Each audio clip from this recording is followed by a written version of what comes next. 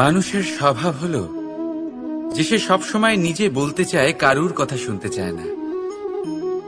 কিন্তু তার এই স্বভাব তাকে এক বিশাল বড় জ্ঞানের থেকে দূরে সরিয়ে রাখে, সামনের মানুষের ব্যক্তিত্বের জ্ঞানের থেকে দূরে।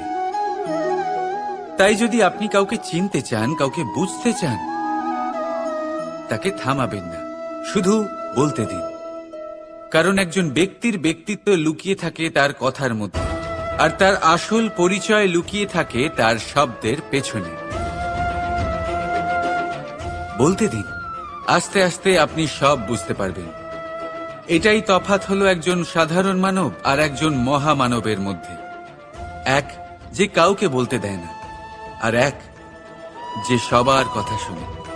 তাহলে সিদ্ধান্ত আপনার, আপনি কি সাধারণ হতে চান না অসাধারণ? কারণ এই ভবিষ্যৎ আপনার। রাধা রাধা। এই সংসারে আলোর উৎস কি? সূর্য। এই সংসারে মিষ্টি জলের উৎস কি? নদী। এই সংসারে উচ্চতার প্রতীক কি হয়? হিমালয় পর্বত। আমরাও জীবনে এরকমই হতে চাই, সূর্যের মতো তেজস্বী হতে চাই, নদীর মতো পূজনীয় হতে চাই, হিমালয় পর্বতের মতো উচ্চতা লাভ করতে চাই। সব ঠিক আছে, কিন্তু তার জন্য আমরা কাজ কি করি? যদি এরকম আমরা হতে চাই, তাহলে সবার আগে সূর্যের মতো নিজেকে উজ্জ্বল করুন। সূর্যের সব থেকে বেশি আলো নিজের অন্তরে থাকে। নদীর মতো নিজের পথ নিজেই তৈরি করুন। পাথরের সাথে ধাক্কা খাওয়ার পরেও থেমে না যাওয়া শিখুন। হিমালয় পর্বতের মতো উচ্চতা লাভ করতে হলে সেটার মতো অটল থাকতে শিখুন। একটা কথা অবশ্যই মনে রাখবেন, নিজেকে জ্বালাবেন, তবেই সংসারকে আলোকিত করতে পারবেন। রাধা রাধা। ভাগ্য, কত সুন্দর শব্দ এই ভাগ্য। কিন্তু যতটা সুন্দর, ঠিক ততটাই রহস্যময় এই শব্দ। কখন কি হবে কেউ জানে না। লোকে বলে যে ভাগ্যে যা লেখা আছে তার চেয়ে বেশি কিছুই পাওয়া যায় না, তার চেয়ে কমও কিছুই পাওয়া যায় না।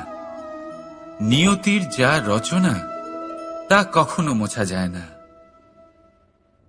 কিন্তু কেউ এইটা বোঝে না যে নিয়তি আপনার কর্মের দ্বারা বদলায়।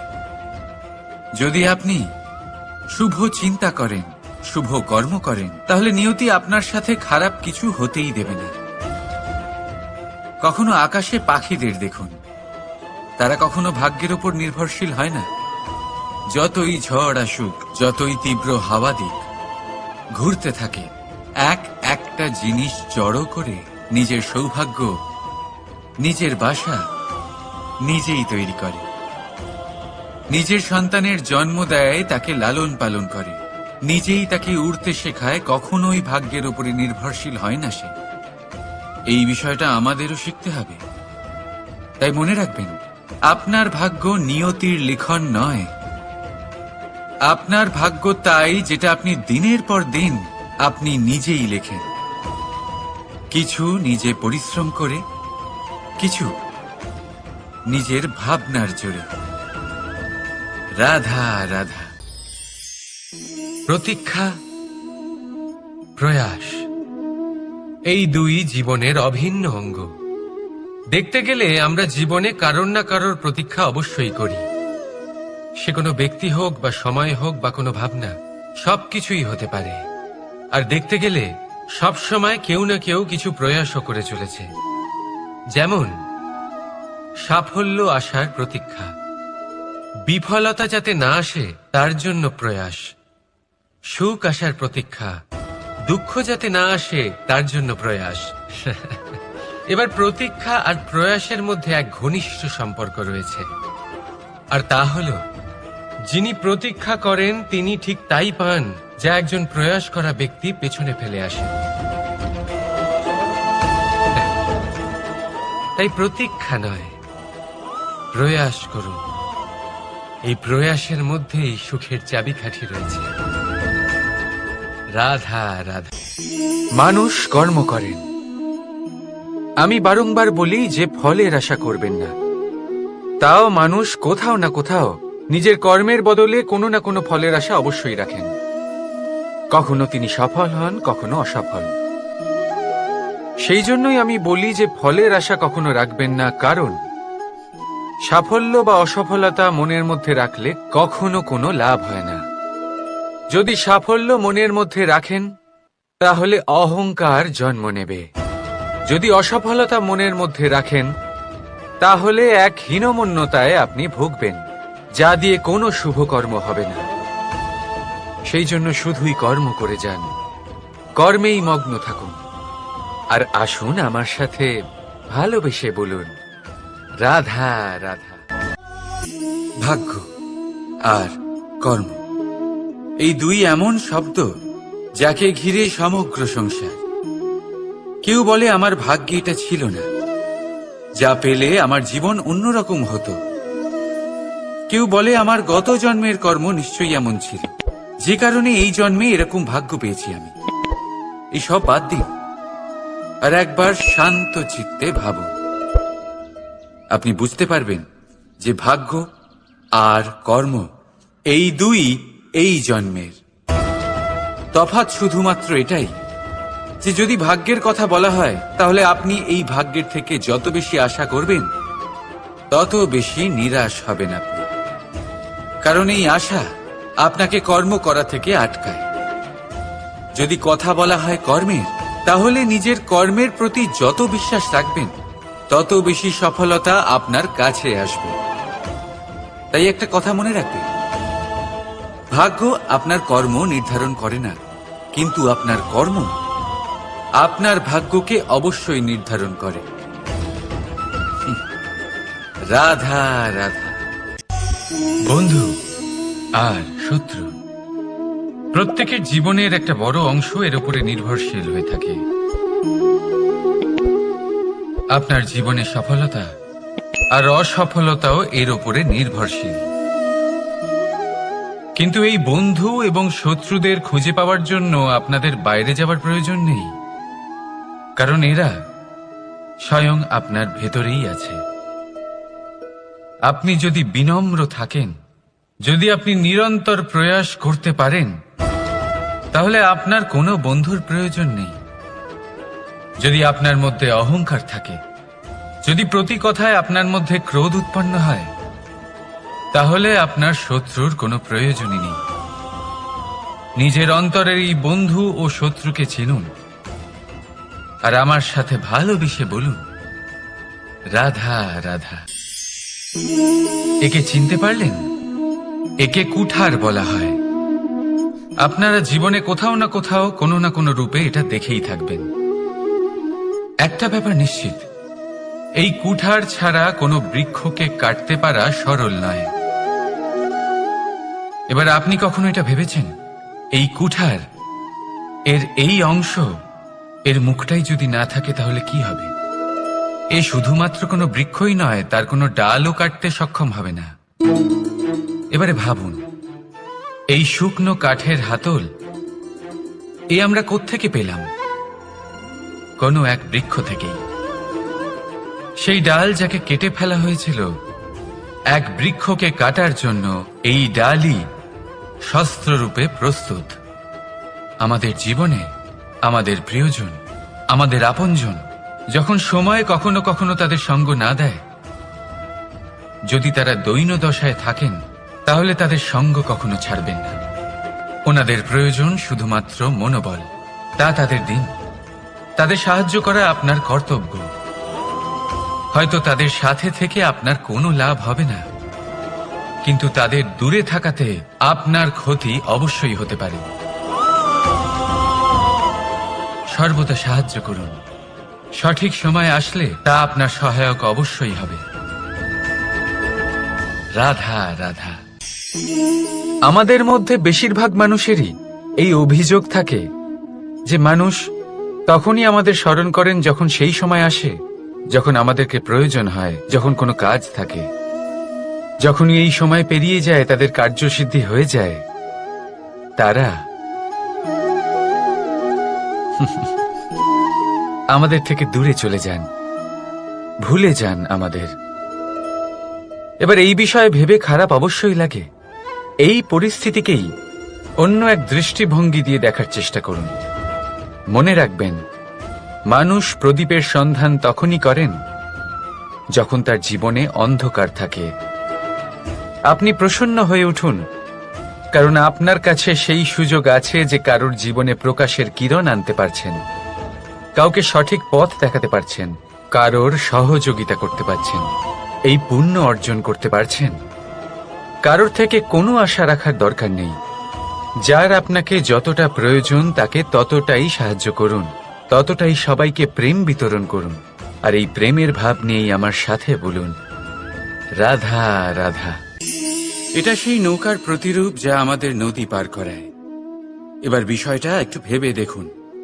সেই বিশাল নৌকা যা আমাদের নদী পার করায়, সেটার নির্মাণ নদীতে নয়, ডাঙায় হয়। আর যদি আমরা এটাকে নদী অবধি পৌঁছতে চাই, তাহলে আমাদের দরকার পড়ে কোনো গরুর গাড়ির অথবা ঘোড়ার গাড়ির। তার সাহায্যে একে বহন করা হয়। এবার পথে যদি কোনো জলধারা আসে, কোনো নদী আসে, আর সেটাকে পার করতে হয়, তাহলে তখন সেই নৌকার ওপরে গাড়ি রাখা হয়, তারপর তাকে পার করা হয়। অর্থাৎ এই যাত্রা দুজনের সংযোগ ছাড়া সম্পূর্ণ হতেই পারবে না। সেই জন্যই এই প্রবাদ আছে, কখনো নৌকা তো কখনো গাড়ি। আমাদের সম্পর্কের মধ্যে অতি আবশ্যক, আমাদের সম্পর্কের মধ্যে অত্যন্ত গুরুত্বপূর্ণ হল সংযোগ। সবসময় একসাথে চলা, সংযোগ স্থাপন করা। সবসময় সুখী থাকবেন। রাধা রাধা। পুস্তক, পুস্তক থেকে আমরা কি না শিখতে পারি। জ্ঞান হোক, বিজ্ঞান হোক, ইতিহাস হোক, সব শিখতে পারি। কথায় আছে, একটা ভালো পুস্তক, একটা ভালো গ্রন্থ পাওয়া তা 100 ভালো বন্ধু পাওয়ার সমান। কিন্তু যদি একটা ভালো বন্ধু পাওয়া যায়, তাহলে তা গোটা গ্রন্থাগারের সমতুল্য। সে আপনাকে কর্মের বিষয় জ্ঞান দেয়, সাফল্যের রসায়ন শিক্ষা দেয়। সে আপনাকে ইতিহাসে অমর করে রাখবে। শুধু তাই নয়, সে আপনাকে শুধু পথই দেখাবে না, সেই পথে আপনার সাথে সঙ্গী হয়ে চলবে সে।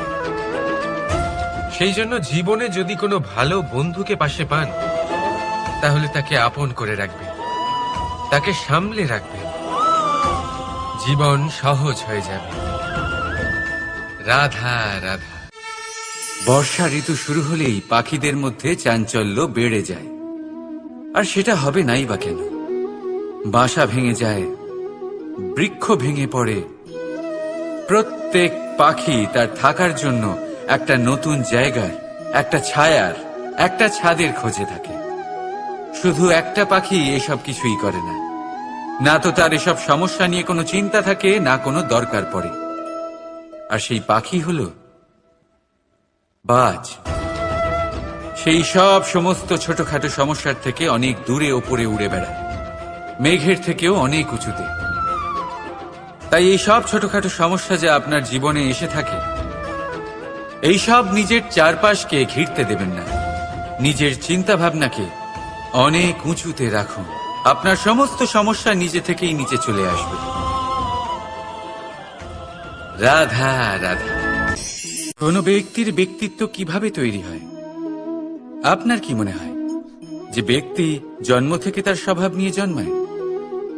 নাকি আপনার মনে হয় যে এই প্রকৃতি ব্যক্তির জন্য তার নিয়তি রচনা করে? না, এরকম একেবারেই হয় না। আমি আপনাকে বোঝাচ্ছি। যখনই বৃষ্টি পড়ে কোনো বিন্দুর দিকে দেখবেন। এবার এই বিন্দু যেখানে পড়ছে তার উপরে নির্ভর করছে তারপর কি হবে। যদি এই বিন্দু পড়ে কোনো ক্ষেতের ওপরে, তাহলে কোনো নতুন ফসলের জন্ম দেবে। যদি সে গরম কড়াইতে পড়ে, তাহলে বাষ্পীত হবে। যদি সে কোনো সাপের মুখের ভেতরে পড়ে, তাহলে বিষ তৈরি হবে। ঝিনুকের ভেতরে পড়লে মুক্তো তৈরি হবে।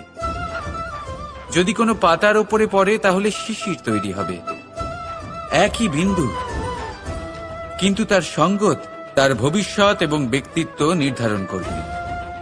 এবার এটা তো শুধুমাত্র এক বিন্দু, তার কাজ হলো শুধুমাত্র পড়া, কোথায় সেটা সেও নির্ধারণ করতে পারে না। কিন্তু আপনি হলেন মানুষ, আপনি বাছাই করতে পারবেন যে আপনার সঙ্গী কারা হবে, কাদের সাথে আপনি মেলামেশা করে বড় হবেন। তাই তা ভালোভাবে করুন, কারণ এই নির্বাচন আপনার হাতে, কারণ এই জীবন আপনার, ভবিষ্যৎ আপনার। এবার আপনি মহান হতে চান কি না তার নির্ণয় আপনাকেই করতে হবে। আসুন আমার সাথে ভালোবেসে বলুন, রাধা রাধা। সূর্যের তাপ এতটাই প্রখর হয়, তা সমস্ত বনস্পতিকে শুষ্ক করে দেয়। পুকুর হোক, নদী হোক, সরোবর হোক, সমস্ত শুষ্ক হয়ে যায়।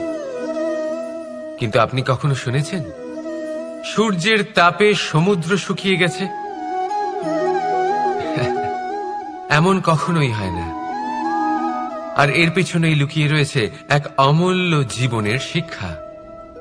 সমুদ্রের মতো নিজেকে ধৈর্যশীল করে তুললে, নিজেকে সংযমী করে তুললে, সূর্যের তাপ আপনার কোনো ক্ষতি করতে পারবে না। আপনার অন্তর থেকে সেই তাপ বাষ্পায়িত হয়ে মেঘ তৈরি হয়ে সূর্যকে ঢেকে দেবে, আর তারপর হবে শুধু সাফল্যের বৃষ্টি। তাহলে আসুন আর আমার সাথে ধৈর্যের সাথে বলুন, রাধা রাধা। মানুষ অসুস্থ কেন হন? শারীরিক দুর্বলতার কারণে? না, মানুষ অসুস্থ হন তার মানসিকতার কারণে, তার বিবেকের কারণে, তার কর্মের কারণে, তার ক্রোধের কারণে। আর যখন কেউ সুস্থ হন, ঠিক হয়ে যান, তার মানে এটা নয় যে শুধু ওষুধের জন্য তিনি সুস্থ হয়েছেন। না, এটা কারোর তার প্রতি প্রেমের প্রভাব, বিশ্বাসের প্রভাব, সম্বলের প্রভাব। শুধুমাত্র ওষুধ দিয়ে কিছুই হয় না। যদি মনে প্রেম থাকে, বিবেক থাকে, বিশ্বাস থাকে, সম্বল থাকে, তবেই সেই ওষুধ কাজ করতে পারে। তাই মনে রাখবেন, এই জীবন হলো অত্যন্ত ছোট। মনে প্রেম ভাব রাখুন, মিত্রতা করুন, শত্রুতা নয়, ভালোবাসুন, বিদ্বেষ নয়। আর এই ভালোবাসার সাথেই বলুন, রাধা রাধা। মানুষ জীবনে সব সময় চিন্তা করে, ভাবতে থাকে যে তার জীবনে কতই না সমস্যা। তারপরে নিজের আশেপাশে দেখে আর ভাবে যে সবাই কত প্রসন্ন, শুধু আমার জীবনেই সমস্যা আছে। কিন্তু বিষয়টা তা নয়। শুধু প্রত্যেক ব্যক্তিরই নয়, প্রত্যেক প্রাণীরও জীবনে সমস্যা আছে। এবার মানুষ একটা পাখিকে দেখে এটাই ভাবে যে এদের জীবন কতটা সহজ। কোনো দেশেরই সীমারেখা এদের ওপর লাগু হয় না। কোথায় থাকবে সেই নিয়েও কোনো ভাবনা নেই, কত শান্তির জীবন এদের। তারপর সে একটা পিঁপড়েকে দেখে আর এটা ভাবে, কি অসাধারণ, এদের তো সারা জীবনই মাটির উপরেই অতিবাহিত হয়, খাবারটাও মাটিতেই পেয়ে যায়, কি শান্তির জীবন এদের। কিন্তু যখন কোনো ঝড় আসে, তখন সবার আগে সেই পাখির বাসাটাই ঝড়ে ভেঙে যায়। এই পাখি যে শাখাতেই গিয়ে বসে পড়ুক, তাদের উপর সবসময় সংকট থাকে যে ওপর থেকে কোনো বড় পাখি এসে তাদের উপর প্রহার না করে, তারা নিজেদের প্রাণ না হারায়। আর যদি কথা বলি পিঁপড়েকে নিয়ে, এদের উপর সবসময় সংকট থাকে যে কোনোভাবে বাতাস বা জল এদের ভাসিয়ে না নিয়ে যায়, কোনো প্রাণী ওকে পা দিয়ে পিষে না দেয়, এই পিঁপড়ে পিষ্ট হয়ে না মারা যায়। দেখুন, সমস্যা প্রত্যেকের জীবনে রয়েছে, আর এই সমস্যা আসতেই থাকবে। এর অর্থ এটা নয় যে এই সমস্যার সম্মুখীন হওয়া যায় না, এর সমাধানও সম্ভব নয়। প্রত্যেক সমস্যার সমাধান অবশ্যই আছে, শুধু শান্ত মনে সেটা খুঁজে বের করতে হবে। তাহলে সেটাই করুন, প্রত্যেক সমস্যার সমাধান করতে থাকুন। যত সমাধান করবেন, জীবন আনন্দময় হয়ে উঠবে। যদি সমাধান না করেন, তাহলে আজীবন দুঃখই পেতে থাকবেন। আসুন আমার সাথে ভালোবেসে বলুন, রাধা রাধা। কর্ম, ধর্ম আর কর্তব্য, এই তিনটি একে অপরের সাথে জড়িত। আর অনেক সময় এই তিনটি পালন করতে করতে আমাদের সেই ব্যক্তির সামনে গিয়ে দাঁড়াতে হয়, তার বিরুদ্ধেই যেতে হয়, যাকে আমরা সব থেকে বেশি ভালোবাসি। কিন্তু সেইখানে এই যুদ্ধ কোনো ব্যক্তিগত যুদ্ধ থাকে না। এ হলো কর্ম, ধর্ম আর কর্তব্যের যুদ্ধ। এটা সরল নয়, অত্যন্ত কঠিন হয় তার সম্মুখীন হওয়া যাকে আমরা সব থেকে বেশি সম্মান করি। কিন্তু আমাদের তো আমাদের ধর্মের পথে চলতেই হবে, কারণ আমরা কর্মবদ্ধ, কর্তব্যবদ্ধ, আর এটাই করা উচিত। শুধু এটুকু মনে রাখবেন, যদি আপনার উদ্দেশ্য শুভ হয়, আপনার ভাবনা শুভ হয়, আপনি যদি কর্ম, ধর্ম আর কর্তব্যের পথে অগ্রসর হন, তাহলে এই প্রক্রিয়াতে যদি আপনাকে আপনার আরাধ্যেরও সামনে দাঁড়াতে হয়, তাহলেও আপনার কোনো ক্ষতি হবে না। তাহলে আসুন আর আমার সাথে ভালোবেসে বলুন, রাধা রাধা। সাথী। সাথী এই শব্দটির ব্যাখ্যা কে কিভাবে করে? মিত্র, সখা, বন্ধু।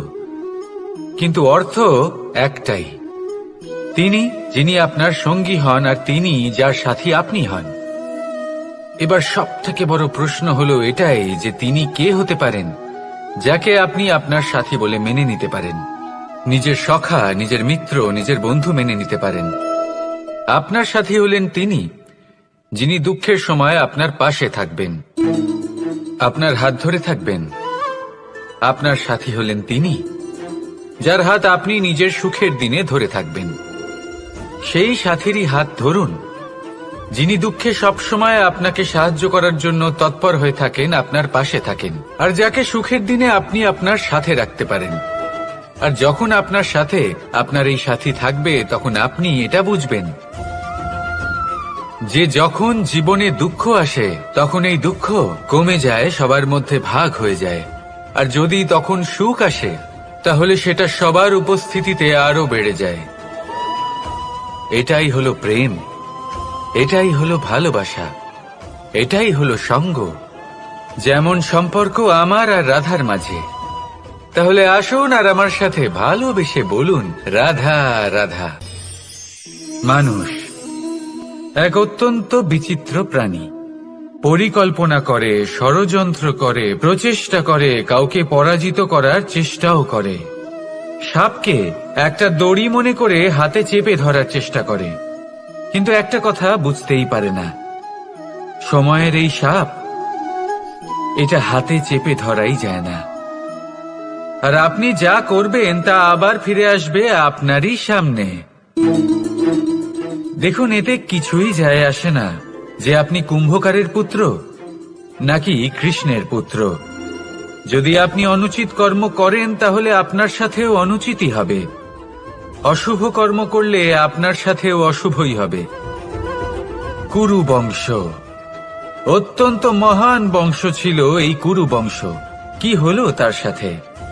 একটা গোটা বংশ বয়ে গেল, কারণ ওনাদের উদ্দেশ্য অশুভ ছিল।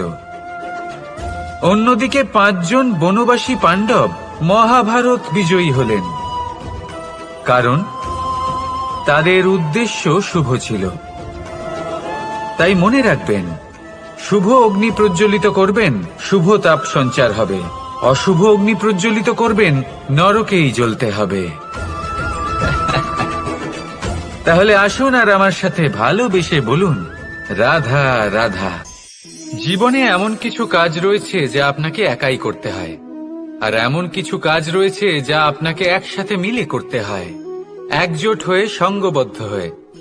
এবার সঙ্গবদ্ধ বলতে কি বোঝাতে চাইছি? আমি তাদের কথা বলছি না যারা বাস্তবিকভাবে একে অপরের সাথে কাজ করেন। আমি তাদের কথা বলছি যারা একে অপরের থেকে দূরে থেকেও একে অপরকে বিশ্বাস করেন। আমি আগেও বলেছিলাম, সমস্ত বিশ্বের আশা বিশ্বাসেই বসবাস করে, তাই না? তাই যেখানে সমস্ত বিশ্ব আছে, সমস্ত সংসার আছে, সেইখানেই বিশ্বাস রয়েছে। তাই আপনার আশেপাশে এমন দল সঙ্গবদ্ধ করুন যাদের আপনার উপর বিশ্বাস আছে আর যাদেরকে আপনি বিশ্বাস করতে পারেন। তাহলে আসুন আর আমার সাথে ভালোবেসে বলুন, রাধা রাধা। আমরা যে মানুষকে চাই, যাকে আমরা ভালোবাসি, তাকে একটা উপহার অবশ্যই দিতে চাই। এমন এক উপহার যা ওনার ভালো লাগবে, যা শ্রেষ্ঠ হবে, অতি প্রিয় হবে, বহুমূল্য হবে, বা বলতে পারেন মূল্যবান হবে। তাই আমরা কি করি? আমরা বাজারে যাই, তার জন্য স্বর্ণ, আভূষণ, হিরে, মুক্ত এইসব নিয়ে আসি। কিন্তু এটাই কি সর্বশ্রেষ্ঠ উপহার? কখনোই না। সর্বশ্রেষ্ঠ উপহার হল স্বাধীনতা, তাকে নিজের মনের মতো বাঁচার স্বাধীনতা। যদি আপনি কাউকে স্বাধীনতা না দিতে পারেন, তাহলে সে কোথাও না কোথাও বন্দী হয়ে যায়, তার বিকাশ কোথাও না কোথাও আটকে যায়। কিন্তু যদি আপনি কাউকে স্বাধীনতা দিতে পারেন, তাহলে আপনি দেখবেন ও সমস্ত সংসারকে, এই জীবনকে নিজের দৃষ্টিভঙ্গি দিয়ে দেখবে, বুঝবে যে কোনটা হলো উচিত আর কোনটা হলো অনুচিত। আর এটাই হলো সর্বশ্রেষ্ঠ। আর এবার যদি কাউকে স্বাধীনতার মাধ্যমে এত বড় একটা শক্তি দিতে পারেন, তাহলে আপনি আমাকে বলুন, এর থেকে বড় উপহার আর কি হতে পারে? আসুন আর আমার সাথে ভালোবেসে বলুন, রাধা রাধা। পিতা আর পুত্রের সম্পর্ক অত্যন্ত মধুর হয়ে থাকে। পিতা স্বপ্ন দেখেন, তাকে পূর্ণ করার সকল সম্ভাব্য চেষ্টা করেন, কিন্তু তাও অনেক সময় ওনার স্বপ্ন অপূর্ণ থেকে যায়। তখন পিতা ভাবেন যে স্বপ্ন উনি পূর্ণ করতে পারেননি, ওনার সন্তান তা অবশ্যই পূরণ করবে। যে স্থানে উনি কখনো পৌঁছতে পারেননি, সেই স্থানে ওনার পুত্র অবশ্যই পৌঁছবে। পিতা নিজের সন্তানের ভবিষ্যৎ নিয়ে সেই স্বপ্ন দেখেন, আর যখন সেই সন্তান সামনে এগোতে থাকে, তখন তার দুঃখ হয় না, বরং গর্ব হয়।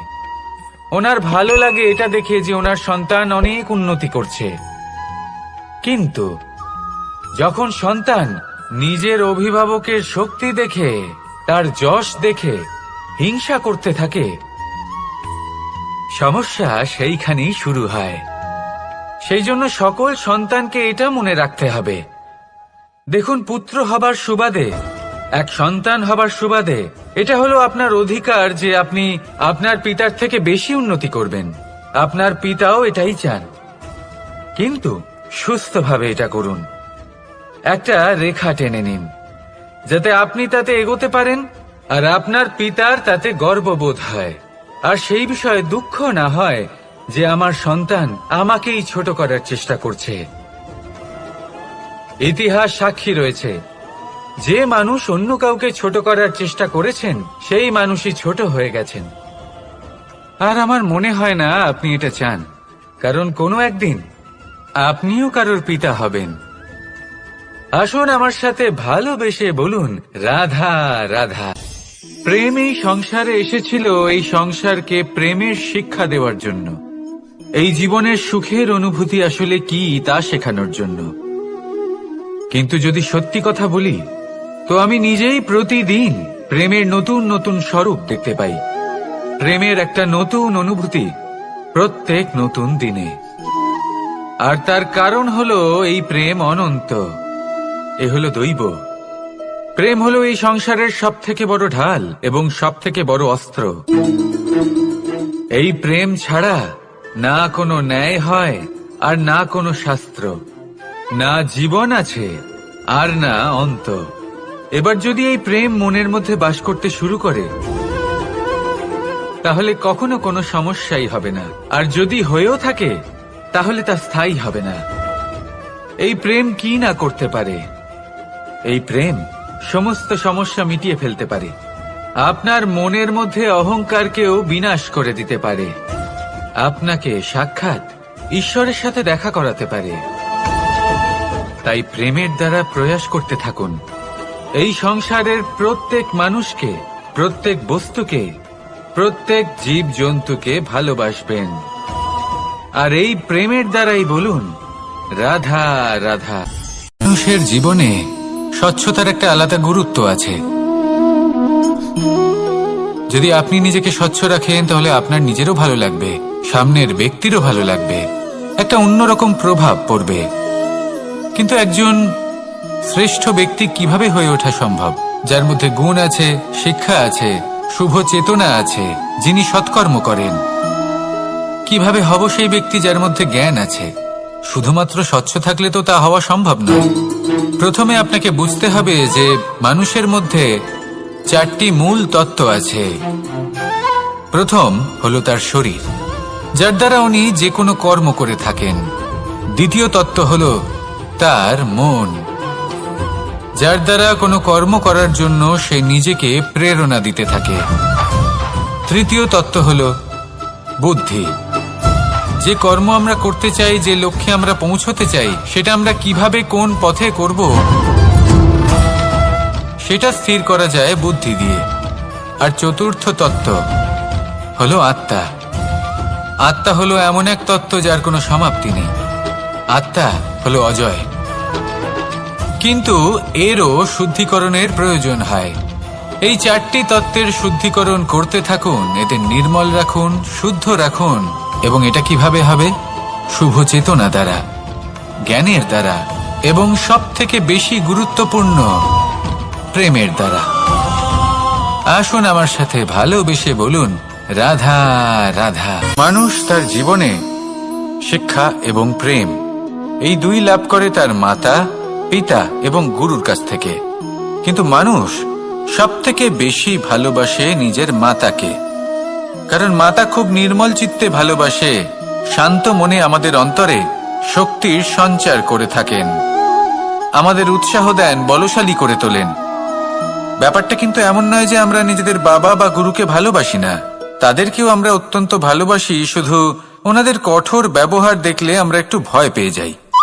এবার ওনাদের এই কঠোর ব্যবহার আমাদের ভালো না লাগলেও অত্যন্ত আবশ্যক, কারণ মাতার থেকে আমরা যে শক্তি লাভ করি তা যেন নিয়ন্ত্রণ হারিয়ে বিধ্বংসী না হয়ে ওঠে, আমরা যেন কোনো কুপথে না চলে যাই, আমরা কখনো যেন দোষ না করে ফেলি। শুধু সেই জন্য পিতা এবং গুরু একটু কঠোর হয়ে ওঠেন, এবং ওনাদের এই কঠোর আচরণ ভবিষ্যতে গিয়ে আমরা অবশ্যই বুঝতে পারি।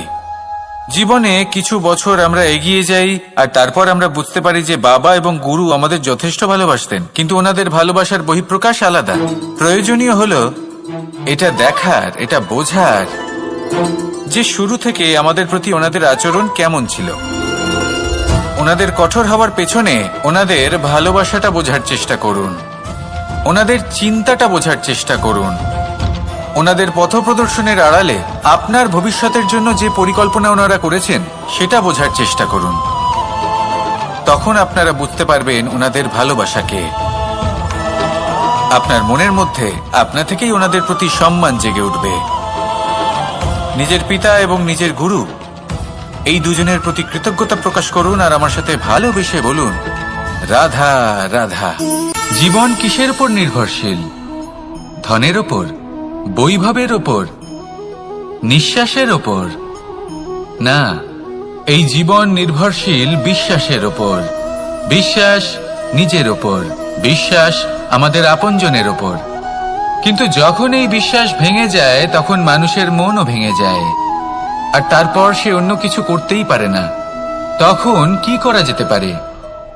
3টে কাজ আছে যা আপনি করতে পারেন। প্রথম, ভালোবাসা। যাকে আপনি ভালোবাসেন, যারা আপনাকে ভালোবাসে, ভুল যারই হোক না কেন, তার কাছে ক্ষমা চাইতে কখনোই সংকোচ বোধ করবেন না। দ্বিতীয় হলো বিশ্বাস। যারা আপনাকে ভালোবাসেন, আপনাকে বিশ্বাস করেন, তাদের বিশ্বাস কখনো ভাঙবেন না। তৃতীয় হলো আশা। যারা আপনাকে ভালোবাসেন, আপনাকে বিশ্বাস করেন, তাদের আশা আপনার সাথে জড়িত, তাদের থেকে কখনো কিচ্ছু লুকোবেন না। এই 3টে কাজ করুন আর এই জীবন সুপ্রসন্ন হয়ে বলবে, রাধা রাধা। মানুষের জীবনে 2 ধরনের আবেগ থাকে যা চিরকাল তার সাথে বসবাস করে।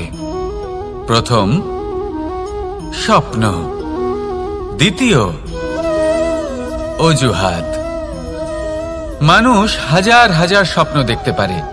আমাকে এই কাজ করতে হবে, আমাকে ওখানে ঘুরতে যেতে হবে, আমায় জীবনে এই অসম্ভব কাজ বাস্তবায়িত করে দেখাতে হবে, আদি ইত্যাদি। এবার ঠিক যেমন স্বপ্ন দেখেন, সেইভাবে অজুহাতও খুঁজে নিয়ে আসেন। আমি এই স্বপ্ন পূরণ করতে পারলাম না, কারণ আমাকে কেউ সাহায্যই করল না, কারণ আমি দুর্বল হয়ে পড়েছিলাম, কারণ আমার কাছে সময়ই ছিল না, আদি ইত্যাদি। এবার সাফল্য এবং অসফলতার মাঝখানে এই ধরনের সংঘর্ষ হতে থাকে। সাফল্য তখন লাভ করা সম্ভব যখন আপনার স্বপ্ন আপনার অজুহাতের থেকে অনেক বড় হয়, আর অসফলতা তখন পাবেন যখন আপনার অজুহাত আপনার স্বপ্নের থেকে অনেক বড় হয়। আপনি যদি সাফল্য লাভ করতে চান তাহলে চেষ্টা করতে থাকুন, পরিশ্রম করুন। যদি অসফল হন তাহলে ভয়ভীত হওয়ার কোনো প্রয়োজন নেই। নিজের ভুল বুঝুন, তাকে শুধরে নিন, আবার চেষ্টা করুন। কিন্তু যদি নিজের জীবনে অজুহাত নিয়ে আসেন তখন স্বপ্ন কখনো পূরণ হবে না। আসুন আমার সাথে ভালোবেসে বলুন, রাধা রাধা। ভয়ের সাথে আমরা সবাই পরিচিত, কষ্টও আমরা সবাই পেয়েছি। কখনো কখনো আমরা অসুস্থ হয়ে পড়ি, আর এমন সময় হলে মাতার মমতা, কখনো বাবার স্নেহ, কখনো বন্ধুদের পাশে থাকার অনুভূতি আমাদের রোগ নিরাময়ে সাহায্য করে। কখনো যদি আমরা নিরাশ হয়ে পড়ি, তখন যদি আমাদের কোনো আপনজন আমাদের দুটো ভালো কথা বলে, তখন আমাদের মনোবল বেড়ে যায়। ঠিক তেমন সংসারের এই রঙ্গমঞ্চে যদি আপনি পীড়িত অনুভব করেন, কিছু শুভ কথা আলোচনা করুন, কিছু স্তুতি গান করুন, কিছু মুহূর্তের জন্য হলেও নিজের ইষ্টদেবের কথা স্মরণ করুন আর প্রার্থনা করুন। সাহস বাড়বে, শক্তিও বৃদ্ধি পাবে এবং সামনে এগিয়ে চলার পথও দেখতে পাবেন। তখন এই মন প্রসন্ন হয়ে বলবে, রাধা রাধা। কখনো কখনো অন্ধকারের সাথে লড়াই করার জন্য আমরা প্রদীপ জ্বালাই। এতে প্রথমে সলতে রাখি, তারপর তেল ঢালি, তারপর আগুন জেলে এটা প্রজ্বলিত করি। তারপর একটা সময় আসে যখন এই প্রদীপ নিভে যায়। কারণটা কি? কারণ কি এটা যে প্রদীপের প্রকাশমান হওয়ার ক্ষমতা সমাপ্ত হয়েছে? না, এই যে আগুন আমরা দেখতে পাচ্ছি, এই আগুনের জন্য যে শক্তির প্রয়োজন হয় তা আসে এই তেল থেকে। যদি এই তেল সমাপ্ত হয়ে যায় তাহলে এই প্রকাশ তাও সমাপ্ত হয়ে যায়। আর আমাদের জীবনে এই তেল হলো আমাদের কর্ম, আর এই আগুন আর এর দ্বারা উৎপন্ন হওয়া প্রকাশ আমাদের ভাগ্য। যত আমাদের কর্ম ক্ষীণ হতে থাকবে, আমাদের ভাগ্য সৌভাগ্য কোথাও না কোথাও লুপ্ত হয়ে যাবে। যে উজ্জ্বল ভবিষ্যৎ আমরা চাইছি তা কখনো লাভ করতে পারবো না যদি কর্ম না করি। ঠিক যেমন তেল ছাড়া অগ্নি উৎপন্ন হয় না, তেমনি কর্ম ছাড়া সৌভাগ্য হয় না। আর যেমন কর্ম তেমন ভাগ্য। তাই সবসময় কর্ম করতে থাকুন, কর্ম করা থামাবেন না। আর আমার সাথে ভালোবেসে বলুন, রাধা রাধা। জীবনে তিনটি বিষয় আছে, তিনটি বস্তু আছে, তারা যেন আপনাকে কখনো বশে না করে নিতে পারে। প্রথম হলো ধন। ধন যতক্ষণ আপনি ব্যবহার করতে থাকেন, যতক্ষণ তা আপনার কাজে আসছে, ততক্ষণ ঠিক আছে, এই ধন আপনার কাছে অমৃত। কিন্তু যখন এই ধন আপনাকে ব্যবহার করতে শুরু করে, বুঝে যাবেন যে আপনার পতনের সময় শুরু হয়েছে। দ্বিতীয় বিষয়, ফেলে আসা অতীত। যাই করুন, আপনি অতীত পাল্টাতে পারবেন না, আর এই সত্যিটা আপনিও জানেন। কিন্তু তাও এর বশবর্তী আমরা হয়ে পড়ি। আর যখন তাই হয়, তখন এই সংসারে আমরা যেখানেই যাই না কেন, যত বড়ই সুখ লাভ করি না কেন, সেই সব আমাদের কাছে তিক্ত বলে মনে হয়। তৃতীয় বিষয়, আপনার আশেপাশের মানুষ ভিন্ন ভিন্ন ধরনের মানুষ হয়, যাদের চিন্তা ভাবনা এবং দৃষ্টিভঙ্গি ভিন্ন ভিন্ন প্রকারের। যদি এদের বশবর্তী আপনি হয়ে পড়েন, তাহলে কেউ বলবে এটা করো, এটা ভালো। কেউ বলবে এটা করো না, ওটা করো, ওটা ভালো কাজ। কেউ বলবে এই দুটোই করো না, অন্য কিছু করো। এই কথাগুলিতে আপনি এতটাই জড়িয়ে পড়বেন যে আপনি লক্ষ্য ভ্রষ্ট হয়ে পড়বেন। তাই এই তিন বিষয় থেকে সাবধানে থাকবেন। যদি কোনো কিছু বশ করতে হয়, তাহলে আপনাকে বশ করতে হবে আপনার আজকে, নিজের বর্তমানকে। এটা খুব প্রয়োজনীয়। এটা ভাববেন যে এই সময়ের সদ্ব্যবহার আমি কিভাবে করব, সময়কে শাসন কিভাবে করব, ওই কর্ম কিভাবে করব যাতে ভবিষ্যতে কখনো আমার আফসোস না হয়, বরং এই সংসার আমাকে নিয়ে গর্ব করবে, সেই কর্ম করুন। আর যখন আপনি এটা শিখে নেবেন, তখন আপনি নিজেই নিজেকে প্রকৃত অর্থে ভাগ্যশালী করে তুলবেন। আসুন আমার সাথে ভালোবেসে বলুন রাধা রাধা। অনেক সময় আমরা কারোর নীরবতাকে তার দুর্বলতা ভেবে বসি। হতেই পারে সেই ব্যক্তি উত্তর দিতে চাইছেন না, হতে পারে অন্য কোনো কারণ আছে যা আমরা বুঝতেই পারছি না। সেই জন্য তাকে দুর্বল ভেবে নেওয়া অনুচিত। দেখতে গেলে এই বিশাল সমুদ্র এও কিন্তু নীরব, শান্ত হয়।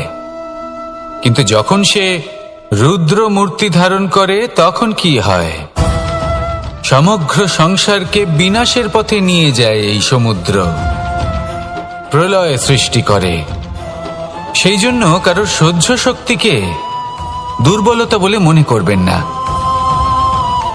কারণ যদি এই নীরবতা নিজেকে ভেঙে বেরিয়ে আসে, তাহলে তা বিনাশের সমস্ত সীমা পার করে যেতে পারে। তাই এই নীরবতাকে সবসময় বুঝুন, সবসময় একে সম্মান করতে শিখুন, আর আমার সাথে ভালোবেসে বলুন রাধা রাধা। কখনো কোনো চাতক পাখিকে দেখেছেন? কথায় আছে যে বছরে মাত্র একবার সে তার তৃষ্ণা মিটিয়ে থাকে, আর তাও আকাশে ভেসে থাকা মেঘের দ্বারা ঘটানো বৃষ্টির জলের ফোঁটা থেকে। আর কোথাও থেকে সে তার তৃষ্ণা পূরণ করে না। সারা বছর সে নিদারুণ গরম সহ্য করে, তীব্র শীতও সহ্য করে, শুধু এই আশা নিয়ে যে বছরে একবার অন্তত সেই মেঘের ঘন ঘটা হবে, বৃষ্টি হবে, আর সে তার তৃষ্ণা নিবারণ করবে। এটা আসলে কি? এটা আসলে বিশ্বাস। সেই বিশ্বাস যে বছরে একবার সেই মেঘ আসবে তৃষ্ণা নিবারণ করতে।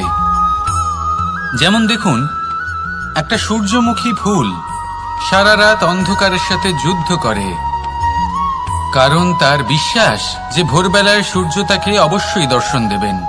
সেটাও বিশ্বাস ছিল যার উপর ভরসা করে মনু একটা নৌকা নিয়ে বেরিয়ে পড়েছিলেন এবং সমস্ত সৃষ্টিকে প্রলয়ের হাত থেকে বাঁচিয়েছিলেন।